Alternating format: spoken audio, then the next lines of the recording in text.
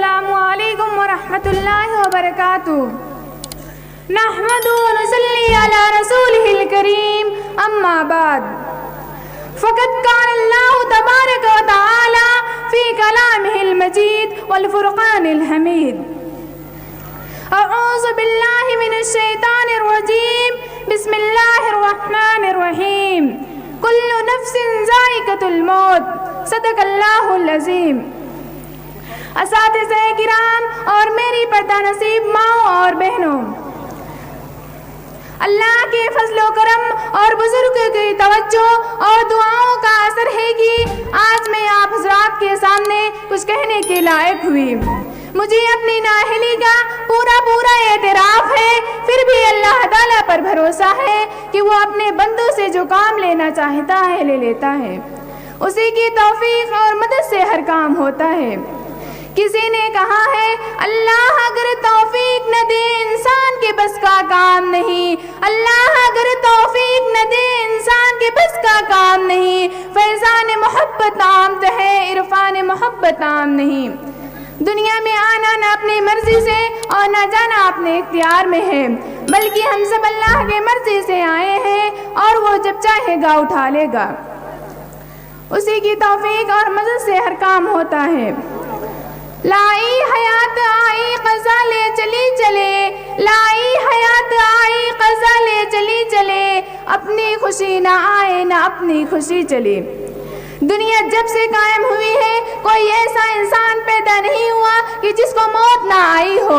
انبیاء کرام آئے، جب تک اللہ کو منظور رہا رہے، پھر اپنے مالک حقیقی سے جا ملے۔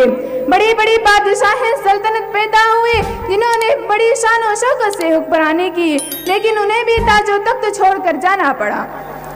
بڑے بڑے ظالم اور جابر پیدا ہوئے جنہوں نے خدائی کا دعویٰ تک کر دیا اور اپنے آگے سجدہ کرنے پر مجبور کیا، لیکن قدرت کے قانون سے وہ بھی نہ بچ سکے۔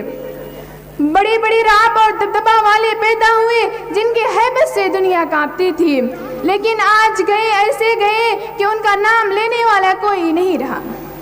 غرض کہ آج تک یہی ہوتا رہا ہے اور یہی ہوتا رہے گا۔ قضا اچانک آ جائے گی اور جانے والے سوائے کفن کے کچھ نہ لے جا سکیں گے۔ غور فرمائیے، جنہوں نے عیش و آرام کے نقشے تیار کیے، ٹھاٹ باٹ کے سامان اکٹھا کیے، اسی میں ان کے شب و روز گزرے، اسی میں ان کی زندگی تمام ہوئی، وہ چند روز رہے، پھر موت نے انہیں بھی اچک لیا۔ یہی حال سب کا ہونے والا ہے۔ لوگ کہتے ہیں یہ میرا مکان ہے، یہ میری دکان ہے، یہ ہمارا سامان ہے، یہ دولت ہماری ہے، یہ کپڑے یہ زیور ہمارے ہیں، مگر آپ دیکھتے چلے آئے ہیں جب کسی کی آنکھ بند ہوتی ہے تو ان میں سے کوئی چیز کسی کے ساتھ جاتی ہے؟ کیا کسی کے عزیزوں نے اس کی روح نکلنے کے بعد اس کے بنائے ہوئے مکان میں اس کو رہنے دیا ہے؟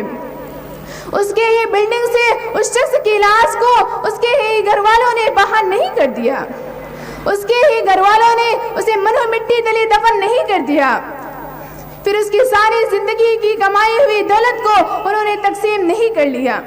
اگر ایصال ثواب پر کچھ خرچ بھی کیا تو احسان کے ساتھ۔